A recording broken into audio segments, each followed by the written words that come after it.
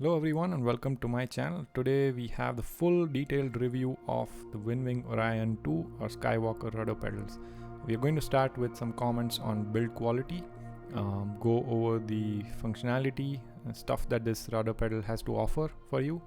I'll go over a couple of problems that I've had during that time, and then we will jump into the sim, review my settings, and then fly the Comanche 250. So let's start from the build quality first. This rudder is built like a tank. I have not seen anything like this before.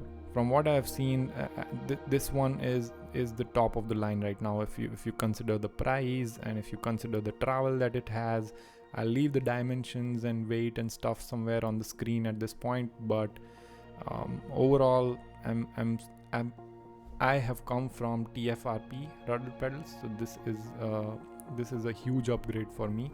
And it feels very authentic. I am a private pilot. I'm basically comparing it against how it feels in a real Cessna 172, and with damper. Guys, do yourself a favor and do not buy this without damper.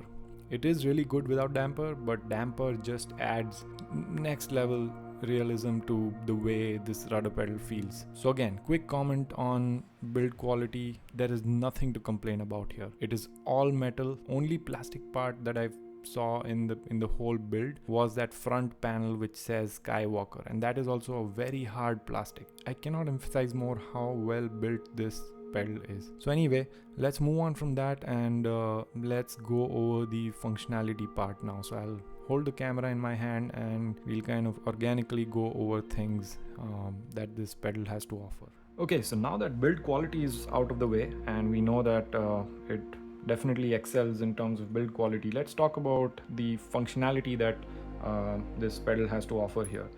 So one of the first things that you will notice is there is a pin here.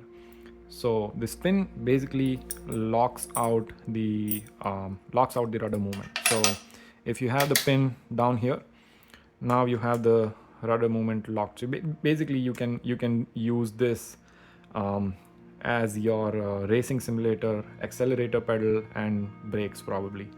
So it offers that functionality. If you're a racing sim fanatic, this is one of the things that you will probably appreciate. For me, I'm going to always keep it like this unless I get into racing sim in future. So that's one thing. Second thing, obviously we have a damper here. So this is the with damper version. I believe the without damper version is roughly $50 cheaper, but I think a damper really adds to the realism that this rudder absolutely has to offer. So damper, what it's doing is when you go for that travel, it will dampen out the movement going back to the center. So you see how slowly it came back to the center, right? If there was no damper, you would have this spring pushing the rudder back to the center abruptly, right? Which is not how it is in real world. There's some dampening going on in real world. And I might have said that there are less, like 4 or 5 strength settings on this damper, but that's not true in the last video. This damper has 25 settings actually, and you can set it up as strong as you want the dampening to be and as weak as you want dampening to be. So if I want to set it to the strongest, I would keep twisting until I hit the strongest dampening, and then you will see that the travel going back to the center is slower. Right now, let's look at how this is going to look like if I completely loosen this damper out. So now the travel back to center will be controlled mostly by the spring strength, right? So I'm gonna do that and then just leave it, and you'll see that there's a much stronger tendency for the rudder to go towards the center. Personally, I like this setting to be set roughly 5 or 6 notches from the strongest setting. So I go to the strongest setting, which is this one, and then go back roughly 5 or 6 notches, and that gives me a really nice feel on the return to center. So that's about the damper. Hopefully that was not longer than required. One more functionality you have is you can basically remove the spring and make this into a helicopter rudder, right? I know nothing about flying helicopters, but there's a functionality there. You can just keep the damper and remove the spring, and you can use the rudder that way as well. Another important functionality that you have is to control how much travel you have, right? How much movement you have in this dimension. So that you can control it using this glue jack screw is what they call it. I initially was really confused on why they have this screw, but what happens is when you screw this in, that is going to come out from the other side here, which then reduces the travel. Because what would happen is, like for example, let's say I'm pushing the rudder this way, right? The screw that has come out of the other side is going to hit the metal on this side and limit the travel. So if you want to limit the travel and not have it go all the way to the end here, you can put this screw in using the Allen keys that they provide, and that will reduce the travel. So you can have full 100% of rudder inputs in just this much travel. You get the point. So that's another functionality. The pin, removable springs, damper, and glue jack screw to control how much travel you have. I keep the travel at the max setting because I really like how much control you get when you have a lot of travel. Not across the axis, but I like how much control you get in the center part, right? You can get really fine control in the center when you have the travel set very high. I hope that makes sense. So when you have a longer travel set for a 0 to 100 rudder movement, it just gives you more control in this center area, which is a really nice feel. Now the last functionality or feature that I would talk about is these footrests are adjustable. So you can set them completely vertical, and that is adjustable through these little screws. Well, this little screw right here on both sides. There's a screw here which you can basically screw and bolt here, which you can basically take off and then set the angle of this footrest, right? I have set it to the most, I would say, like sleeping angle, like the most acute possible angle, because I sit very close to the rudder pedals. If you sit further away from the rudder pedals, or if you have like a tilted chair or something, you might want to keep it more vertical. But yeah, for me, I just leave it to the least angle on this side as possible, because it's very easy to brake and stuff when I'm sitting very close to the rudder pedals. There's a very nice feel on the brake here. Like as you push on the brakes, there's this fine dampening happening at the end of this, which feels very realistic. Like it's not an abrupt end to the axis, but like a nice slow dampened end to the axis.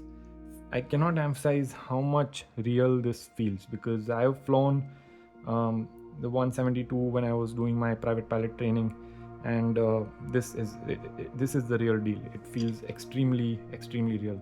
So next, let's just dive into Microsoft Flight Sim, and I will leave rudder usage camera somewhere on the side. So yeah, that's pretty much it. If I missed anything in terms of features or functionality, please let me know.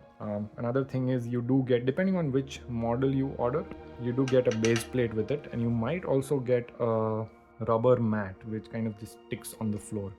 So on this one, like for example, let me show you what I have here.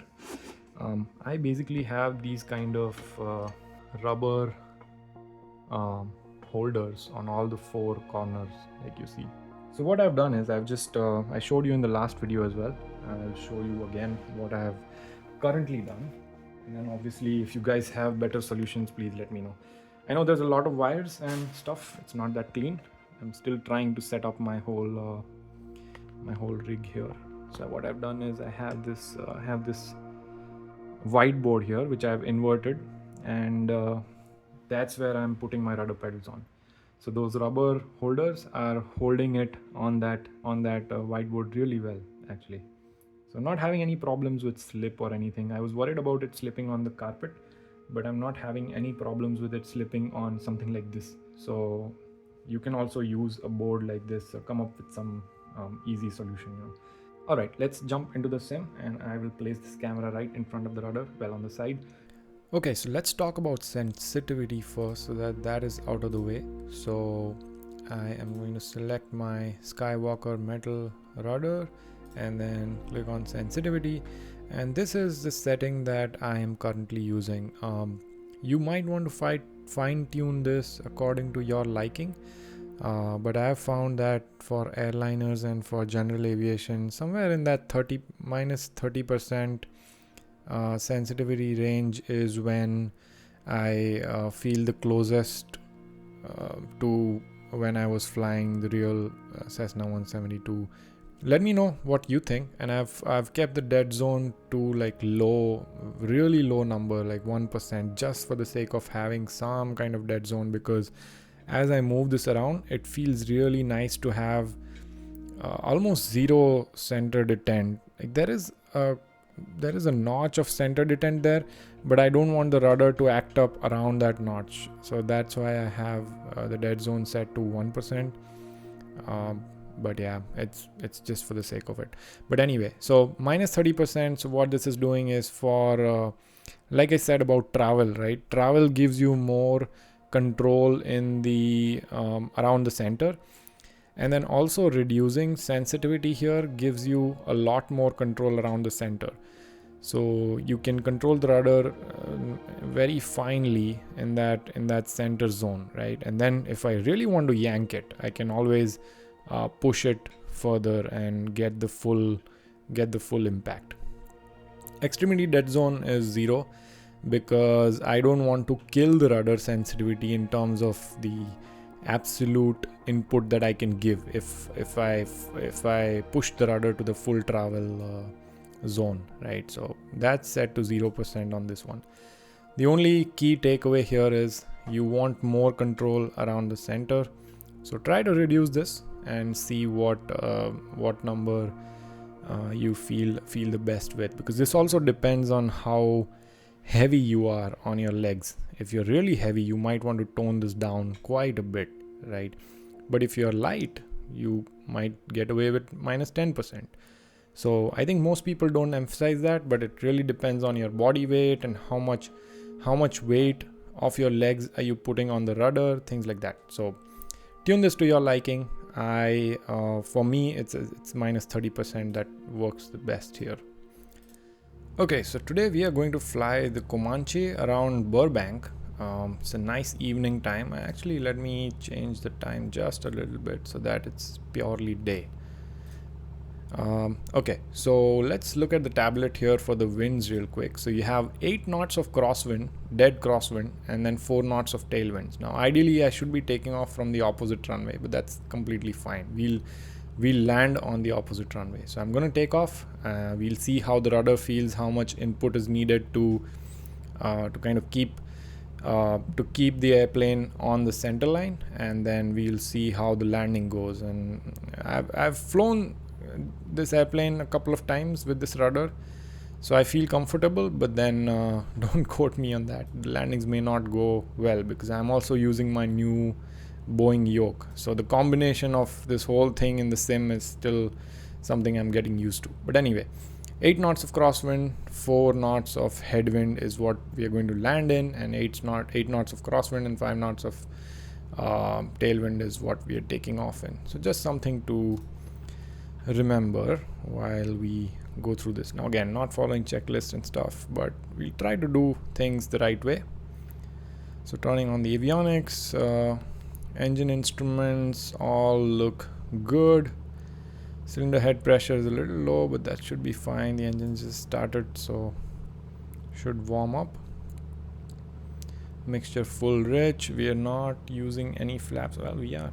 Let me pull the flaps up, and let me also verify my trim is good. Okay, it's not. This is my trial plane. This is not the actual frame that I'm putting ours on. That's why everything is kind of wonky. Anyway, all right, so I think we should be good. All the lights are on, fuel pumps on, and good to go. Okay, let's get the brakes out. It's right here, and let's see how this feels. Okay, nice and steady. So let's push the throttle up. again, a lot of right rudder, just like real world, right? And as it starts speeding up, try to keep it in center line. Lot of control. I feel a lot of control towards on the center here. Very fine, very fine control on this around the center, and it's very smooth. The travel on the rudder is extremely smooth. Climbing at 105 knots, 1000 feet, turn the fuel pump off. Flaps are already up. So what we are going to do is not run into the mountains here, but quickly just turn left from here, and then we'll do a side slip. I want to see how side slip feels, because that is something I haven't done yet. I've just done like 2 good flights on this, but very stable. And still pushing in the right rudder to keep the ball in the center, like you see, but not too much, just enough. And this is exactly how much right rudder it require to put in a real airplane. So let me push my throttle down to 24 inches, and then let me also push my throttle back to somewhere in the 2400 RPM, because we don't want to speed up here. Let's trim the aircraft to gain a little bit of speed here.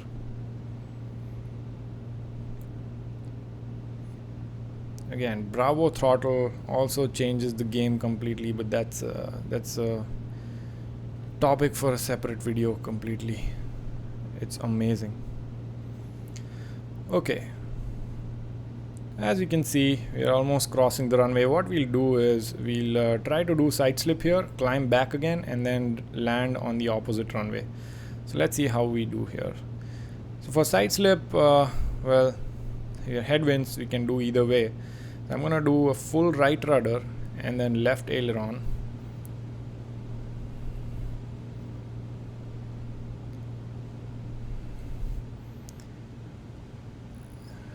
Perfect. This feels amazing. This feels exactly like side slipping a real 172. Amazing.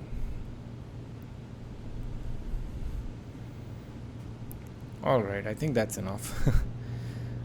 Nice smooth travel back to the center. Feels very, very intuitive and exactly like the real thing. With having this damper in there, it really dampens the movement back to the center, and that feels really good. Okay, let's see where our runway is here, and so we're basically taking the downwind here, and then we'll basically join base for the opposite side. So let me climb back to, I think, 1800, and then we'll descend as we hit the numbers there. But again, feels very real. One feedback I have for the damper, now I don't know if my damper is a bad one, but I am seeing some noise from the damper, and I'll probably leave that at the end of this video. And I have contacted customer service, so I'll update you guys in the comments on how that goes, because the product, the customer service part is an important part of I feel like it's an important part of the product review. So I'll definitely let you guys know how that goes. But I feel like my damper is kind of sticking in between. When I'm slow on my movements, but when I'm especially fast on my movements, it kind of sticks. Okay, we are at 1800, so let's pull the throttle back again, just a tad bit. And so easy to trim this aircraft. A2A has done an amazing job. Okay, we hit the numbers here, so we will push the throttle down, put flaps in, start descending, and let's see how this landing goes. By the way, I left my landing gear down because I'm not used to Okay, that's the perfect chance to side slip. I think we can still land. Perfect chance to side slip here.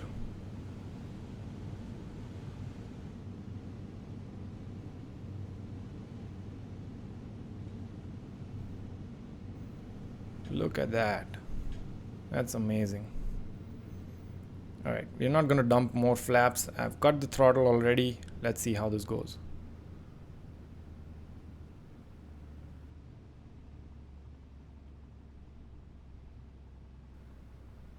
Yanking it just a little bit at the end. Make sure that we are aligned with the center line.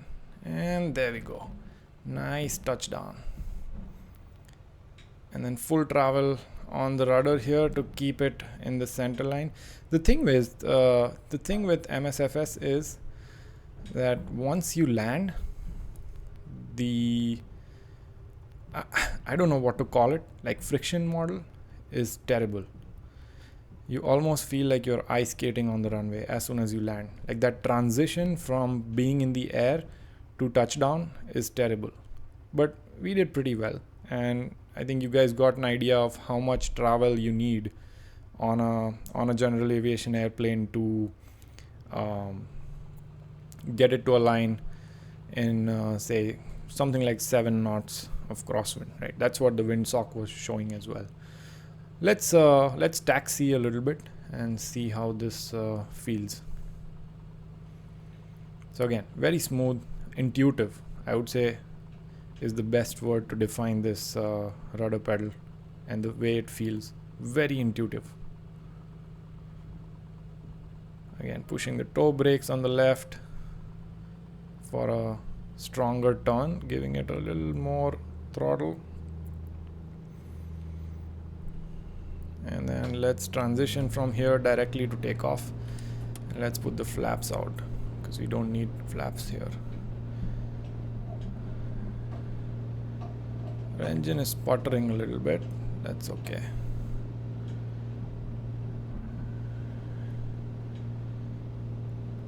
Feels amazing.